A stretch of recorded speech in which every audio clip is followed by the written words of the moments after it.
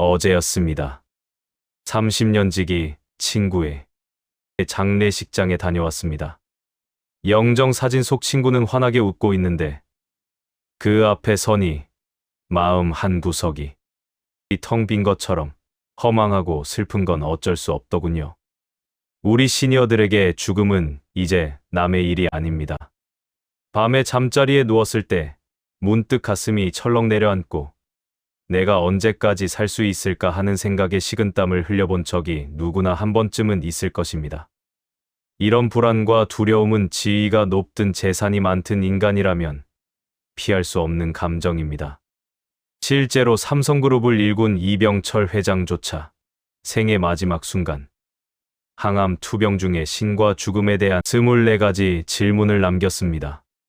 그 간절한 물음에 시대의 지성 이어령 교수는 이렇게 답했습니다. 인간은 태어날 때부터 죽음의 기저귀를 차고 나옵니다. 이 한 문장은 우리가 평생 외면해온 진실을 꿰뚫습니다. 우리는 죽음을 향해 달려가는 것이 아니라 이미 죽음과 함께 태어났다는 사실입니다. 19세기의 위대한 철학자 쇼펜하우어는 죽음이 결코 우리를 파괴하는 재앙이 아니라고 단언합니다. 오히려 죽음은 우리를 진정한 자유로 인도하는 위대한 선물이라고 말합니다.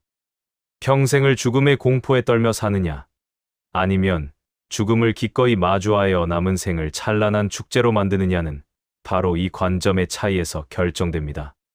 죽음이라는 그림자를 걷어내고 생의 찬란한 빛을 발견하고 싶으시다면 지금 거인의 속삭임을 구독해 두십시오. 시대를 앞서간 거인들의 지혜를 여러분의 삶으로 가져오는 순간 막연했던 노년의 불안은 사라지고 그 자리에 단단한 평온이 채워질 것입니다. 오늘 이 영상에서는 그 누구도 쉽게 들려주지 않았던 죽음 뒤에 숨겨진 평온의 비밀을 공개하려 합니다. 죽음을 어떻게 준비해야 우리 삶을 가장 완벽하게 완성할 수 있을까요? 여러분, 아침에 눈을 뜨면 가장 먼저 무엇을 하십니까? 대개는 머리맡에 스마트폰을 확인하거나 오늘 해야 할 산더미 같은 일들을 떠올리며 한숨을 내쉽니다. 아이고, 또 하루가 시작되었네라는 말로 무거운 몸을 일으키기도 합니다. 그런데 서울대학교 김영민 교수는 우리에게 아주 독특한 제안을 합니다. 아침에는 죽음을 생각하는 것이 좋다는 것입니다.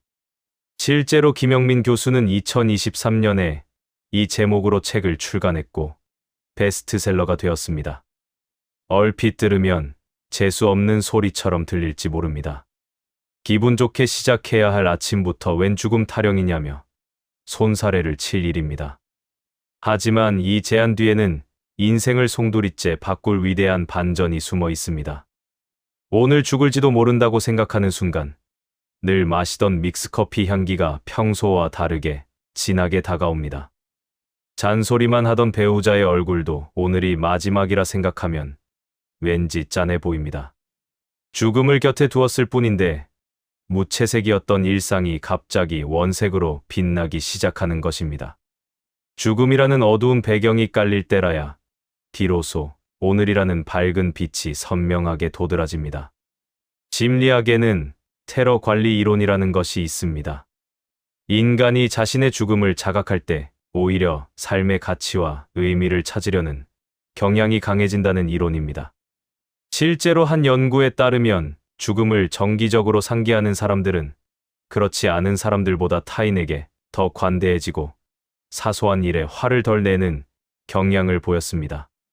죽음이라는 거울에 비춰보면 우리가 목숨 걸고 싸우던 자존심이나 돈 문제들이 사실은 얼마나 하찮은 것인지 깨닫게 되기 때문입니다.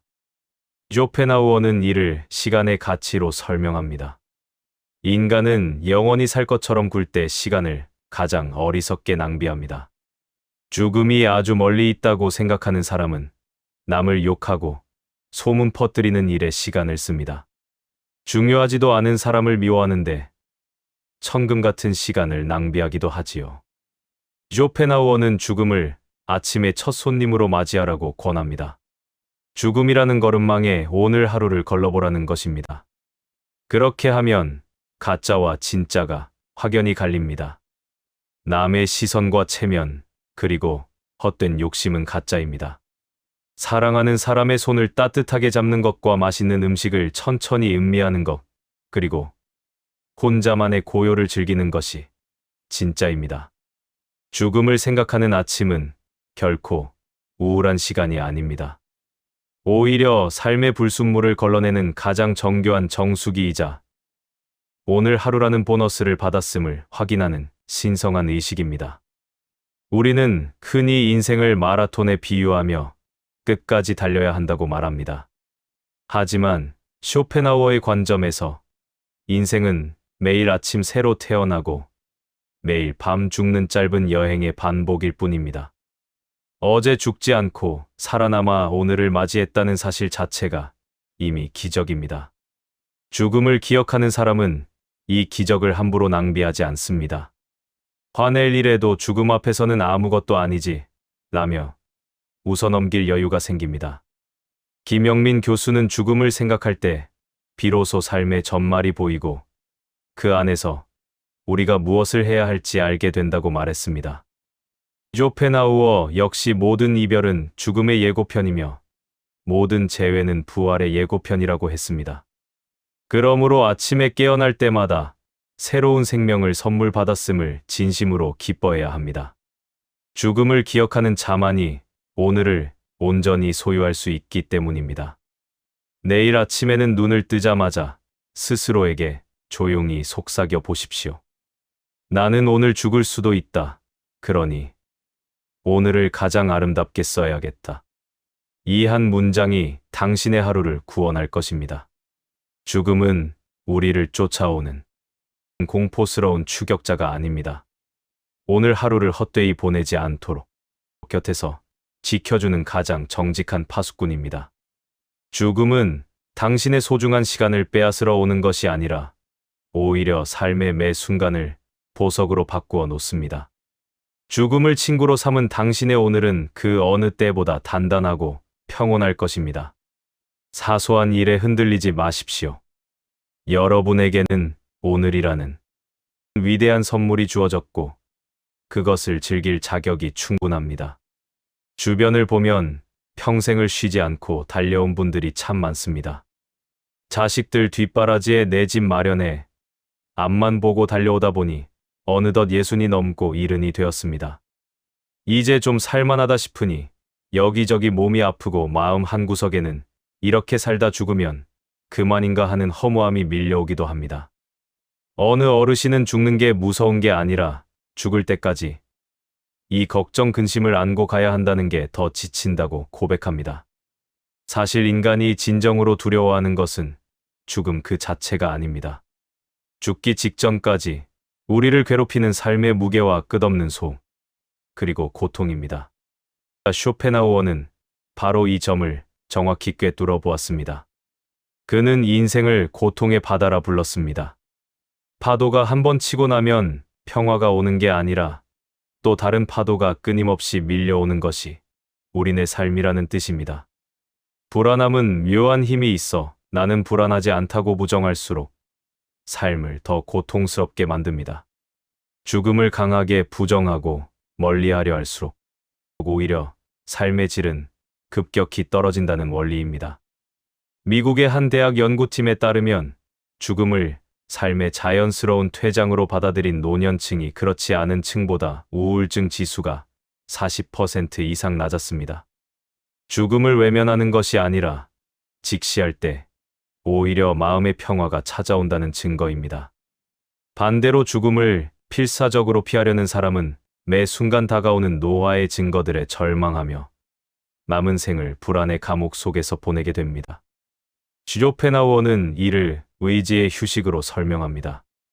인간의 내면에는 끊임없이 무언가를 갈구하고 남보다 잘나고 싶으며 더 많이 가지고 싶은 살고자 하는 맹목적인 의지가 꿈틀거립니다. 이 의지는 우리가 살아있는 동안 단 한순간도 쉬지 않고 우리를 채찍질합니다. 무언가를 이루면 잠시 기쁘지만 곧이어 더 큰 욕망이나 권태가 찾아옵니다. 우리는 이 의지의 노예가 되어 평생을 허덕입니다. 하지만 죽음은 이 지독한 채찍질이 마침내 멈추는 순간입니다. 매일 밤 찾아오는 잠을 떠올려 보십시오. 고단한 하루를 마치고 깊은 잠에 빠질 때 우리는 비로소 살 것 같다는 안도감을 느끼며 눈을 감습니다. 그 잠 속에서는 자식 걱정도 돈 걱정도 어제의 서운함도 모두 안개처럼 사라집니다. 만약 누군가 당신의 단잠을 깨우려 한다면 당신은 아마 화를 낼 것입니다. 그만큼 무의식의 평화는 달콤하기 때문입니다. 쇼펜하우어는 죽음이 바로 이 잠의 완성형이라고 말했습니다. 영원히 깨지 않는 가장 깊고 평온한 잠, 그것이 바로 죽음의 본질입니다. 결국 우리가 죽음을 무서워하는 이유는 나라는 존재가 사라지는 것이 아까워서가 아닙니다. 내가 가진 것들과 내가 쌓아온 인연들을 놓지 못하는 집착 때문입니다. 하지만 그 집착의 끈을 조금만 헐겁게 쥐어 보십시오. 죽음은 공포의 얼굴을 벗고 안식의 미소를 띠게 됩니다. 늙고 병든 육체는 우리 영혼을 가두는 감옥과 같아집니다. 죽음은 그 감옥의 문을 열고 우리를 원래의 자유로운 상태로 돌려보내는 해방군입니다.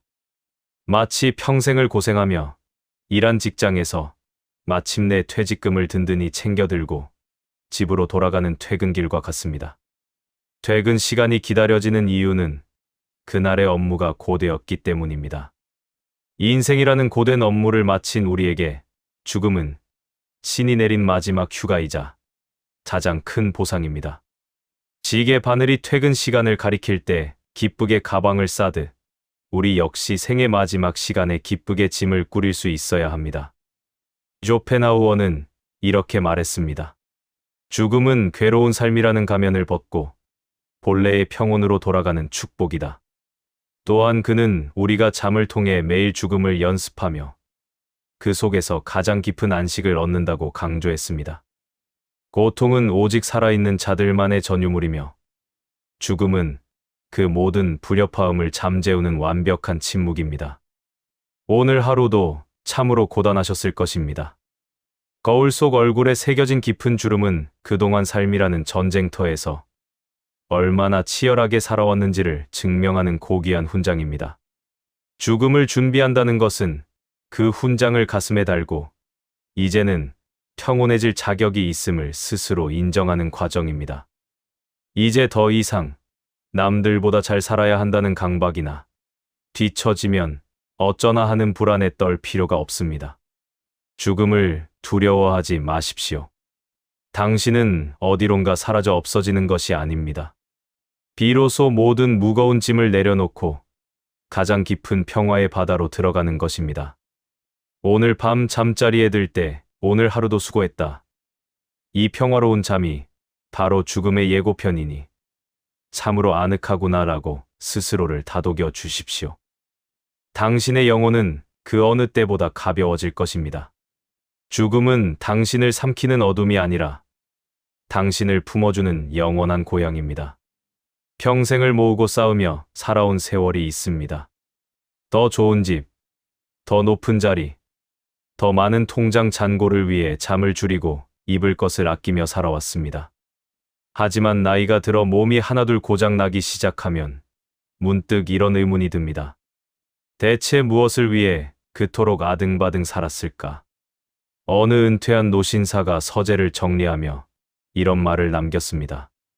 평생 소중하게 모았던 훈장과 상장들이 이사 갈 때가 되니 그저 무거운 종이 뭉치에 불과하더라는 고백입니다.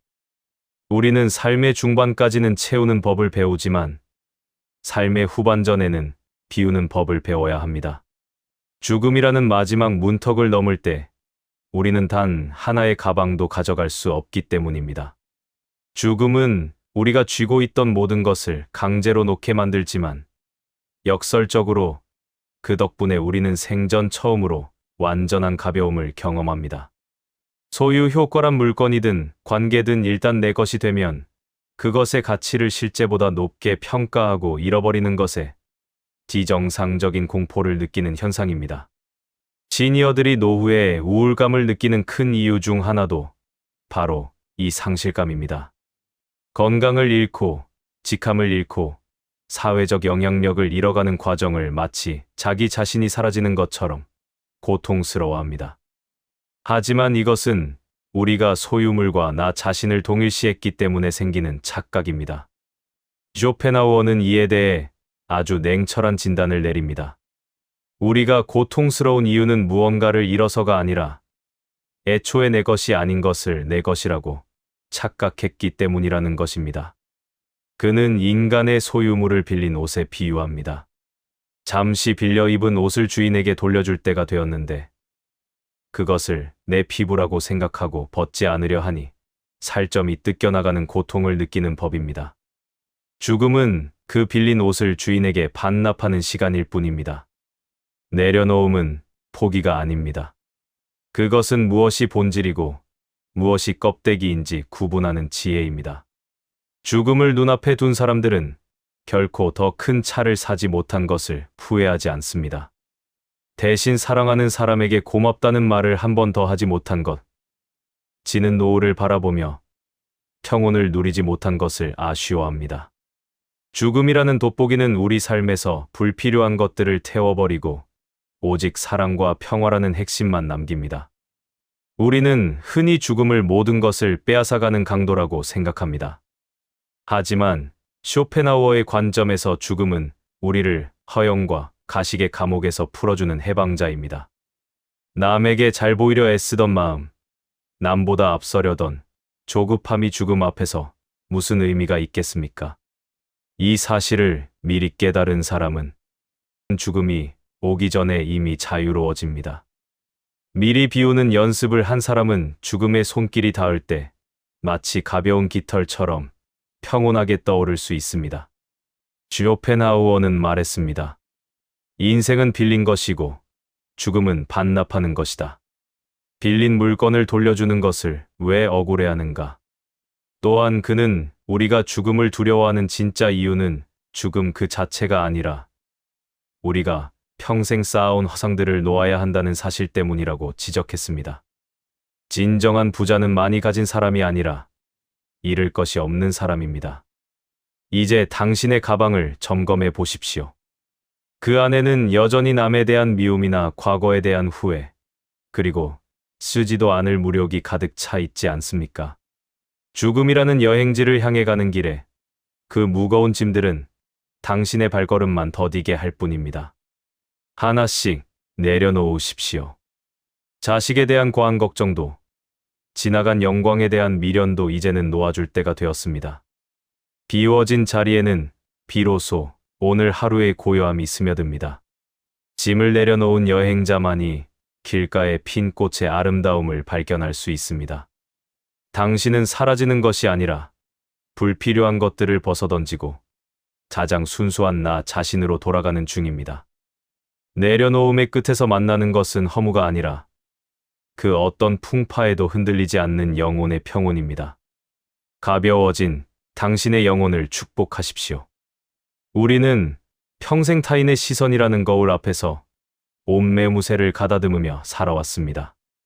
남들에게 뒤처지지 않으려 애쓰고 남 부끄럽지 않은 부모가 되려 고군분투하며 타인의 박수 소리에 내 가치를 매겼습니다.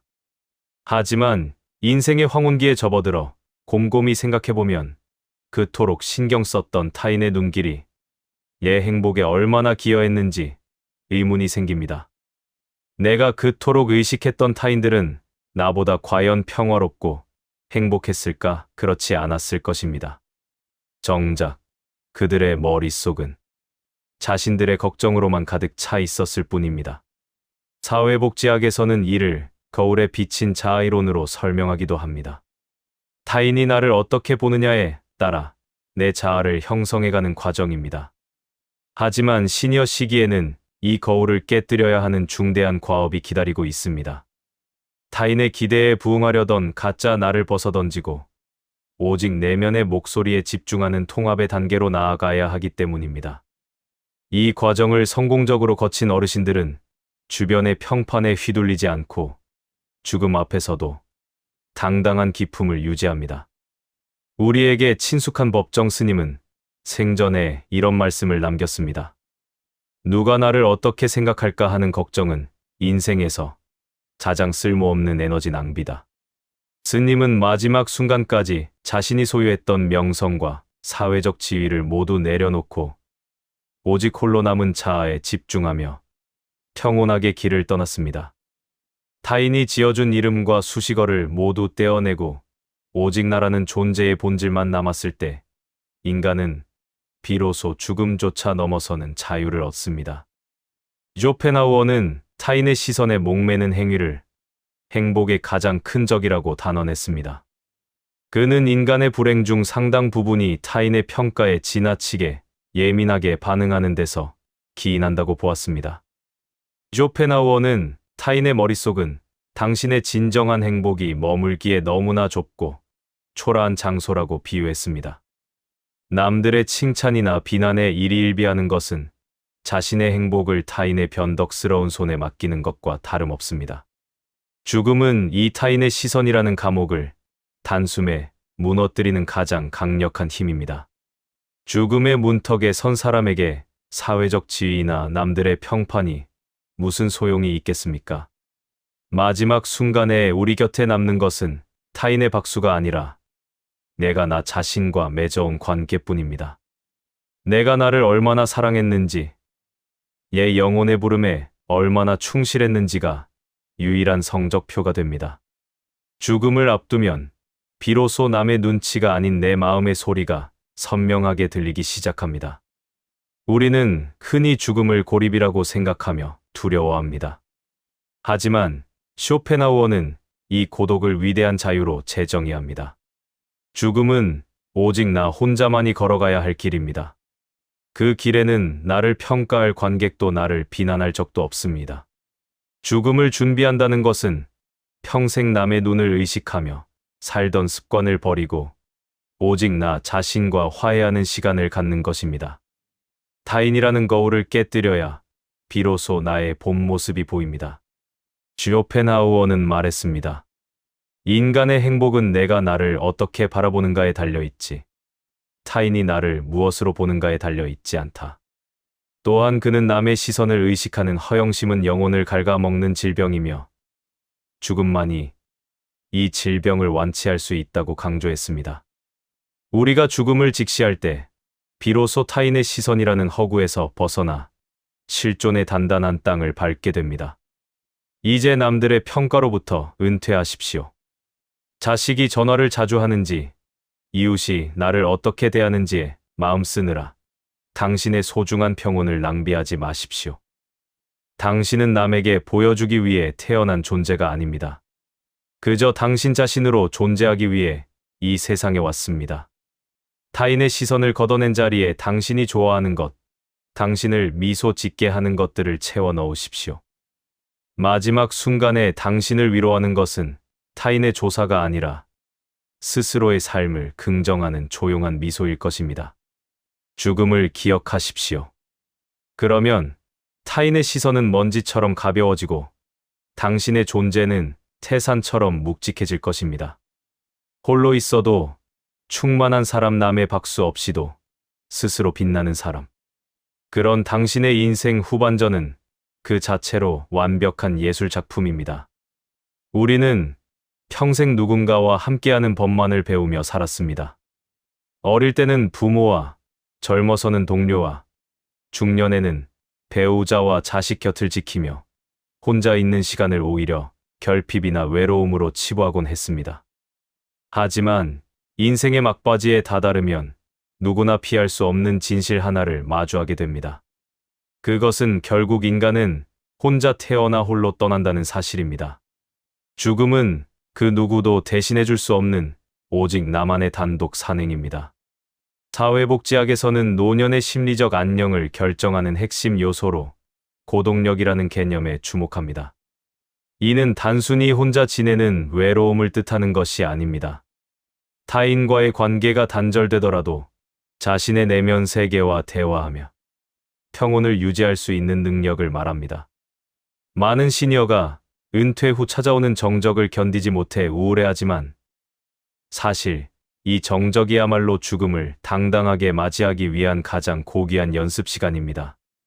혼자 있는 법을 모르는 사람은 죽음 앞에서 공포를 느끼지만 고독을 친구로 삼은 사람은 죽음을 익숙한 평화로 받아들입니다. 우리에게 친숙한 배우 고 김자옥 선생은 추병 중 이런 말을 남겼습니다. 죽음은 무서운 게 아니라 그냥 혼자 가는 길일 뿐이다. 그러니 이리 혼자 있는 법을 배워두어야 한다. 이 말은 죽음을 앞둔 이가 도달할 수 있는 가장 높은 수준의 통찰을 보여줍니다. 그녀는 마지막 순간까지 자신의 내면을 보살피며 고독을 연습했습니다. 혼자 있는 시간을 외로움이 아닌 고독, 즉 자신과의 깊은 대화로 승화시킨 사람에게 죽음은 갑작스러운 단절이 아니라 익숙한 고요로의 진입이 됩니다. 쇼펜하우어는 고독을 대하는 태도가 그 사람의 품격을 결정한다고 믿었습니다. 그는 뛰어난 지성을 가진 사람일수록 고독을 사랑하며 그 안에서 진정한 자유를 누린다고 보았습니다. 쇼펜하우어에 따르면 인간의 모든 불행은 혼자 조용히 방 안에 머물러 있지 못하는 데서 시작됩니다. 죽음을 두려워하는 진짜 이유도 실은 나 자신과 단둘이 남겨지는 법을 배우지 못했기 때문입니다. 죽음은 세상 모든 소음을 소거하고 오직 나의 존재 자체에만 집중하게 만드는 가장 완벽한 고립입니다. 이 고립을 미리 연습한 시니어는 죽음이 문을 두드릴 때 당황하지 않습니다. 매일 혼자 산책하고 차를 마시고 지난 날을 되돌아보는 고독의 시간은 죽음이라는 거대한 평온으로 들어가기 위한 징검다리와 같습니다. 고독을 즐길 줄 아는 노년은 구차하게 타인의 관심을 구걸하지 않기에 그 모습이 산 정상의 소나무처럼 의연하고 아름답습니다. 남의 시선에서 벗어나 오직 자신과 화해하는 법을 아는 사람은 죽음의 길 위에서도 길을 잃지 않습니다. 오늘날 우리나라 시니어 중 가장 평온하게 마지막을 준비하던 분들은 역설적으로 혼자만의 세계가 확실한 사람들이라는 조사를 기억하십시오. 그들은 가족이 곁에 없어서 외롭다고 한탄하는 대신 혼자 있기에 비로소 인생의 참맛을 느낀다고 말했습니다. 이들에게 죽음은 소중한 사람들과의 영원한 작별이 아니라 평생을 함께해온 가장 친한 친구인 나 자신과 영원히 하나가 되는 성스러운 과정이었습니다. 고독은 죽음이 우리에게 주는 마지막 선물인 평화를 미리 맛보는 예행 연습입니다. 쇼펜하우어는 말했습니다. 인간은 오직 혼자 있을 때만 온전히 자기 자신일 수 있다. 고독을 사랑하지 않는 자는 자유를 사랑하지 않는 자와 같다. 또한 그는 죽음이 우리에게서 모든 관계를 앗아간다고 생각하지만 사실 죽음은 우리를 괴롭히던 모든 관계의 소동으로부터 우리를 구원해주는 최종적인 안식처라고 강조했습니다. 홀로 있는 고통을 홀로 있는 즐거움으로 바꾸는 것이야말로 노년이 가질 수 있는 가장 강력한 무기입니다. 이제 혼자 있는 시간을 두려워하지 마십시오. 자식들이 자주 찾아오지 않는다고, 친구들이 하나둘 떠나간다고 서운해할 필요도 없습니다. 지금 당신에게 주어진 그 고요한 시간은 세상이 당신에게 준 마지막 수업 시간입니다. 오직 당신 자신에게만 집중하고 당신의 영혼이 들려주는 속삭임에 귀를 기울이십시오. 고독의 끝에서 당신은 비로소 죽음조차 침범할 수 없는 단단한 평화를 만나게 될 것입니다. 마지막 순간에 당신의 손을 잡아줄 사람은 타인이 아니라 평생을 함께 살아온 당신 자신입니다. 고독을 연습하십시오. 혼자서도 충분히 행복한 사람만이 죽음이라는 좁은 문을 통과할 때 가장 넓은 자유를 맛보게 됩니다. 홀로 빛나는 당신의 노후는 이미 죽음을 이긴 승리자의 모습입니다. 오늘 우리는 죽음이라는 무거운 주제를 통해 오히려 삶이 얼마나 가볍고 찬란할 수 있는지 함께 살펴보았습니다. 쇼펜하우어는 72년의 생을 살면서 죽음을 단 한순간도 잊지 않았습니다. 하지만 그는 불행하지 않았습니다. 오히려 죽음이라는 확실한 결말을 알고 있었기에 매일 아침 반려견 아트만과 산책하는 그 평범한 시간을 세상 그 무엇보다 소중하게 여길 수 있었습니다. 우리는 이제 압니다. 죽음은 삶을 파괴하러 오는 강도가 아니라 고단한 하루를 마친 우리를 안아주러 오는 따뜻한 저녁 노을이라는 것을요. 인간은 죽음의 기저귀를 차고 태어난다던 이어령 교수의 말처럼 죽음은 이미 우리 삶의 일부로 들어와 있습니다. 그것을 억지로 밀어내며 불안해하기보다 곁에 두고 친해지는 법을 배울 때 우리는 비로소 노년의 품격과 평온을 얻게 됩니다. 지혜로운 어르신들은 늘 말씀하셨습니다. 죽음을 준비하니 비로소 오늘 할 일이 보이더라고 말입니다. 미워하던 사람을 용서하고 자식에 대한 집착을 내려놓으며 나 자신을 위해 따뜻한 밥 한 끼를 정성껏 차려 먹는 것. 이 사소하고 위대한 일들이 죽음을 기억하는 사람만이 누릴 수 있는 특권입니다. 오늘 밤 잠자리에 들 때 스스로에게 속삭여 주십시오. 오늘 하루 참 잘 살았다. 이 평온한 잠이 내 생의 마지막 잠이라 해도 나는 아무 후회가 없다. 이 마음가짐이 당신을 죽음의 공포로부터 구원하고 내일 아침 당신을 다시 태어나게 할 것입니다. 죽음을 기억하십시오. 그리고 오늘을 온전히 사십시오. 그것이 거인 쇼펜하우어가 우리에게 남긴 마지막 속삭임입니다. 품격 있는 인생 후반전, 그 길 위에 거인의 속삭임이 늘 함께하겠습니다. 오늘 이야기가 마음의 작은 평화를 가져다 주었다면 구독과 좋아요로 따뜻한 마음을 나누어 주십시오. 우리의 남은 인생이 매 순간 축제이기를 진심으로 기원합니다. 시청해 주셔서 감사합니다.